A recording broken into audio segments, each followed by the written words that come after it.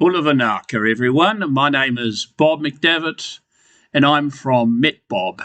Now, I've been invited to help with the weather forecast and routing for this leg from Vunda in Fiji across to Port Resolution in Tanna. So the first question is, when is it good to go? And this is what we've got here. What I'm introducing this year is my comparative departure analysis. Now, each line gives an estimated trip time for that day's 2200 UTC departure. Okay? All of this table is in UTC. It's geared up for a yacht sailing up to 6.5 knots and taking longer in diversions to avoid any areas where the wind is below 5 knots or headwinds are above 15 knots or tailwinds are above 25 knots. Also avoiding swells above 3 metres and avoiding going directly downwind. So as you can see, some lines are blank. That means that it could not find a comfortable ride with those thresholds. And some lines, it gives you a different amount of optimal time, distance to do it. So for the 4th and the 5th UTC, which in other words is the Saturday and Sunday local time, there are some trips which are shaded grey, which means that they're the best on offer. If you left on Saturday, you could divert comfortably and to a distance of 463 nautical miles. But we're geared to go on Sunday, which is the 5th UTC 2200, and it looks as though it's about the best on offer. Of course, there may be some paths which are less risky, and there may be some paths which are more comfortable, but this sort of technique gives us a general idea, and it's the trends in the table that are worth following. And so here is a broad scale view of the whole South Pacific as shown on Met Service. This is as of Thursday afternoon. And we have the trade winds going quite nicely across the Pacific. A large low down here in the Tasman Sea. It was an east coast low and it closed Sydney Airport a couple of nights ago. Now moving slowly across New Zealand. And this sort of a null wind zone with showers over New Caledonia. And if we have a look at the Fiji Met Service for the same time on Thursday afternoon, it shows the trade winds, shows a beautiful sunshine over Fiji, the west side anyway, and it shows this little weak line of showers over New Caledonia. What's going to happen when we go to Tanna? Well, a brief look at the satellite imagery from windy.com as of Thursday afternoon, this time, Thursday evening, shows again a little bit of cloud around eastern bits of Fiji. I suppose you're morely interested in these showers that belong to that low over the Tasman Sea, and they're sort of sitting over New Caledonia, Loyalty Islands area and this area. And I think that they're just going to move off to the southeast. We don't have to worry about them. While looking at this map, we can see what is in the South Pacific Convergence Zone to the north, well to the north of Fiji. It's not a problem. Notice that on this map, the little black arrows in the background show the expected current, which isn't much and it's not doing much, and so we will ignore it. We could possibly go direct along as shown by this black line, but the shading here is the expected encountered wind speed en route. And so where it is actually blanked out is where we exceed the threshold of acceptable 20 knots. So that blank area there is over 20 knots, and so getting up to 25 knots, which is why the optimal path, the most comfortable path upon leaving Narvula Passage, is to go west-northwest up until about here, and then to go southwest. Notice there's another blank period out here of unacceptable. In this case, the unacceptable is because the wind speed is expected to be below 5 knots. So that gives us an optimal path, first of all to the west-northwest and then to the southwest. So we've got no passing troughs, no convergence zones, no squash zones, no gales around us. But if we have a look at this wind map here, this is a wind accumulation map on windy.com. And as you can see, it shows you the maximum wind coloured up in various speeds over the period of the trip, starting 2200 on the 5th on Sunday, and going through 3 and a bit days to Thursday.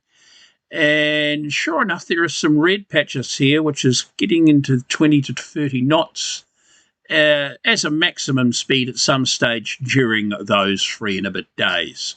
Notice that there's one here around the southwest of Viti Levu, so that could be an area to think about avoiding at the beginning of the trip. And it looks as though the best trip way around to Port Resolution is to go first of all to the northwest and then go down to the southwest. So let's take that into account. And here is a rain accumulation map for that same period from the Sunday, Monday, Tuesday, Wednesday, Thursday. And it's dry for our trip. Our voyage is dry. This also helps to show you the position and location and intensity of the South Pacific Convergence Zone during that period, well to the north. And so now we get down to the nitty-gritty with this wind map. That little red triangle shows us our expected position at this time here, which is the map time of this one here is 6 p.m. on Sunday local, top left for the map time.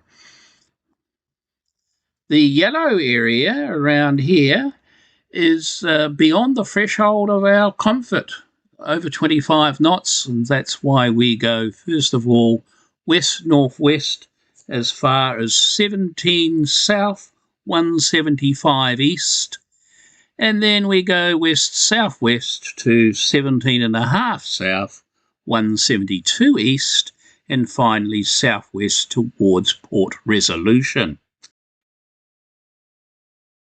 And now we go forward in time.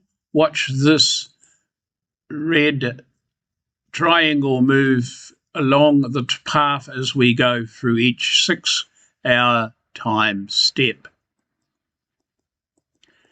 And as we move north, the winds magically turn green for us. Then we turn the corner, there's a brief period of yellow, but mostly green. And finally, as we turn the other corner, the wind drops off to below 10 knots, or about 10 knots.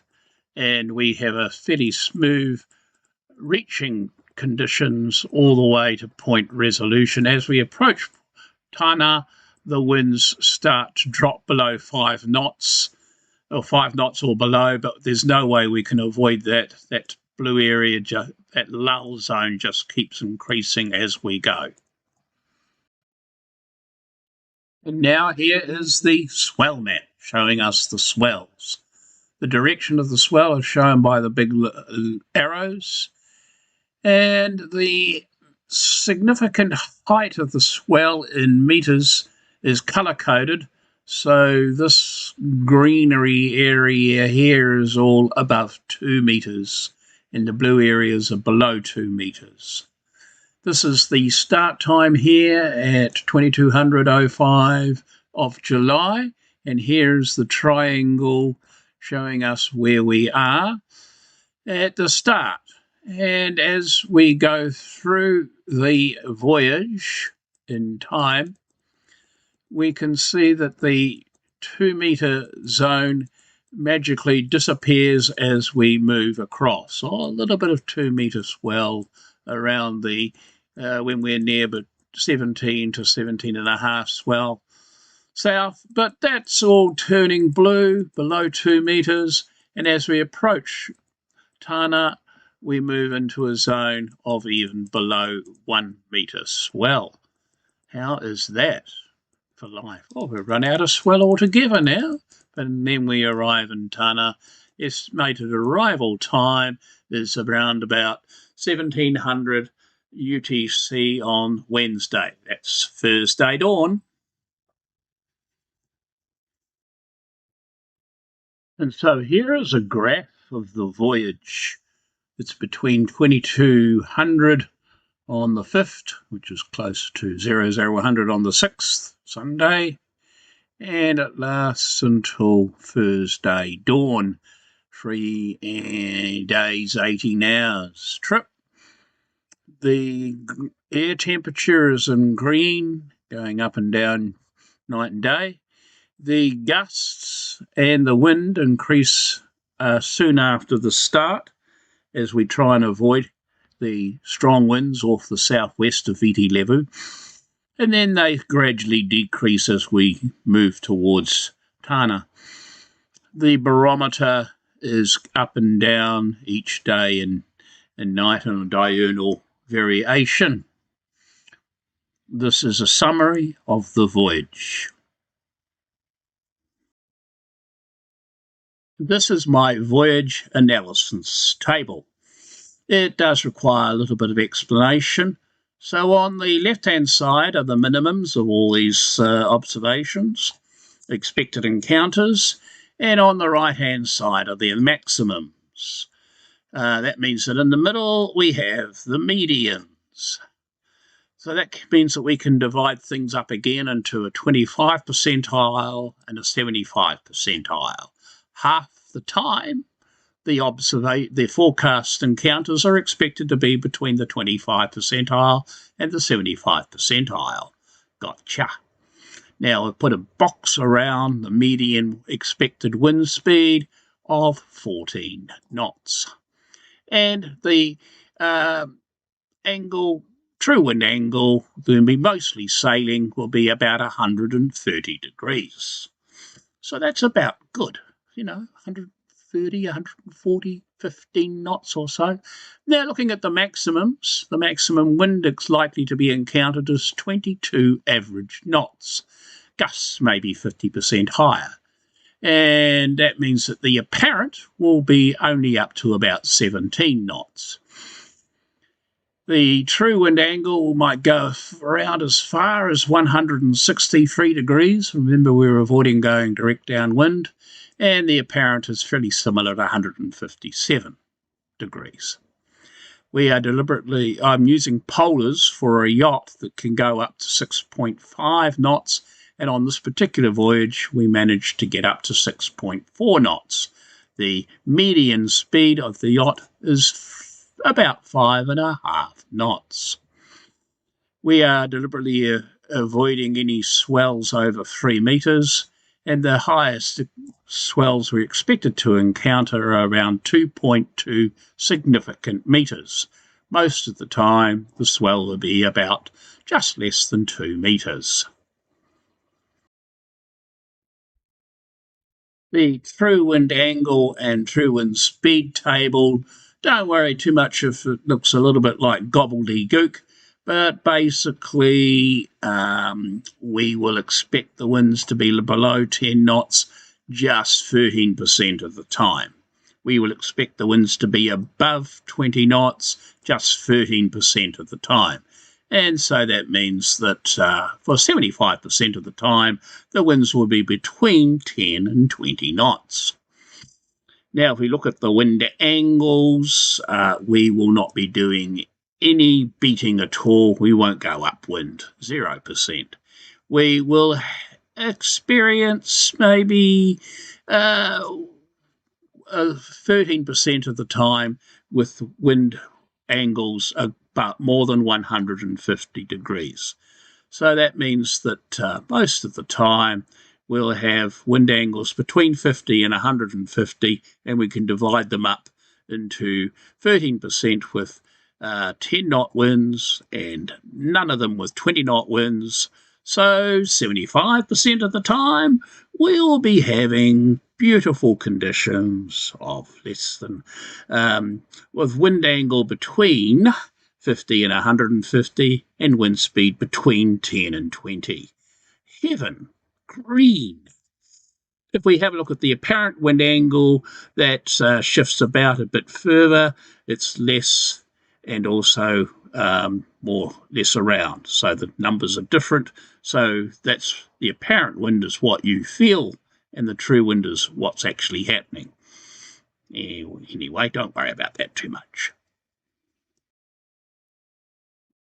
And finally, here is a summary of that track. The start is at Narvula Passage, 2200 on the 5th of July. Mark 1 is at 17 south, 175 east. You could go direct, and if you did, you'd probably have stronger winds at the start and a larger period of light winds near Tanna. Mark 2, after you get there, is to go west-southwest to 1730 south, 172 east, and then direct to Tanna. And this trip should take about 500 nautical miles with this diversion.